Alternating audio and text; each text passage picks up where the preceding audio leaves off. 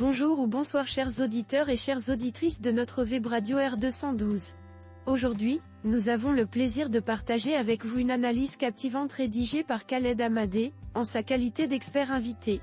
Dans cet article intitulé Proche-Orient, offensive de Hayat Tahrir al-Sham sur Alep Syrie, Khaled Hamadeh nous offre une réflexion approfondie sur une dynamique complexe et récente au cœur du conflit syrien. Voici ce texte présenté en podcast pour vous.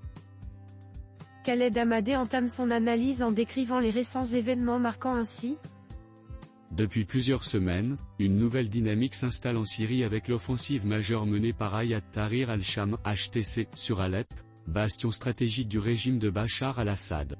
Alors que ce dernier semblait avoir consolidé sa position après une décennie de guerre, cette avancée révèle des fragilités structurelles du régime et redéfinit le paysage géopolitique syrien. Cette analyse vise à explorer les raisons de cette offensive, le rôle des acteurs impliqués, ainsi que ses implications régionales et globales.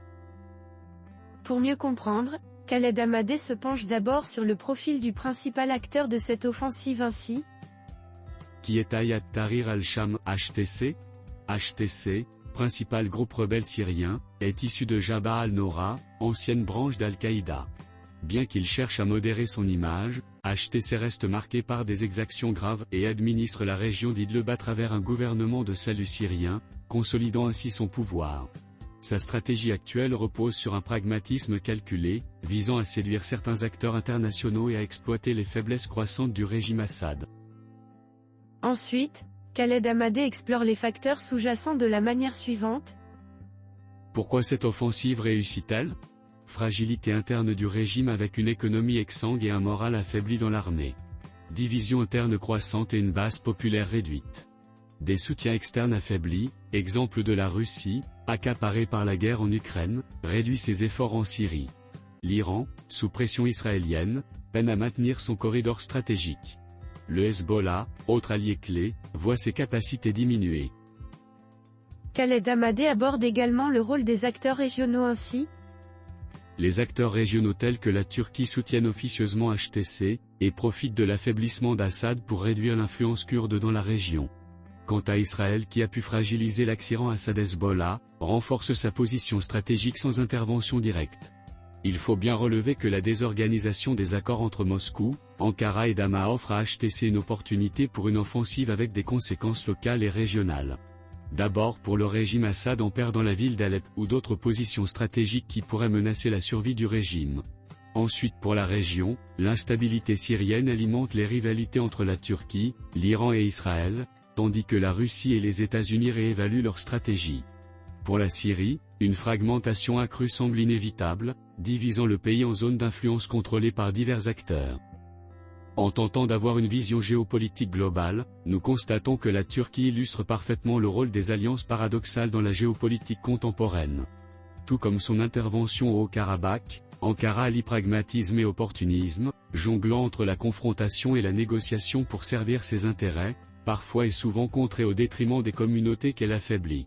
Ce double jeu s'observe également dans ses relations avec Moscou et Damas. En comparaison, si nous pouvons nous l'autoriser dans cette analyse, le Maghreb présente une dynamique différente. Malgré des tensions récurrentes, notamment entre le Maroc et l'Algérie, la diplomatie visionnaire de certains acteurs, à l'image du Royaume du Maroc, a permis de préserver une stabilité relative. Les efforts pour renforcer la souveraineté marocaine sur le Sahara et encourager une coopération régionale proactive témoignent de l'importance de solutions pacifiques et durables. Ce contraste souligne un point essentiel, dans un monde multipolaire, l'instabilité n'est pas une fatalité. La Syrie, malgré ses fractures, pourrait bénéficier d'approches différentes où les intérêts stratégiques s'alignent avec une volonté de paix durable. La Syrie se trouve donc à l'aube d'un nouvel équilibre incertain, dans un contexte où les grandes puissances semblent privilégier des logiques de puissance au détriment d'une stabilité durable. L'auteur termine sur une réflexion universelle en ces termes. L'histoire récente montre cependant que les solutions visionnaires et diplomatiques, même dans des contextes tendus, peuvent triompher des logiques de confrontation. À défaut, c'est une fragmentation irréversible qui menace la région.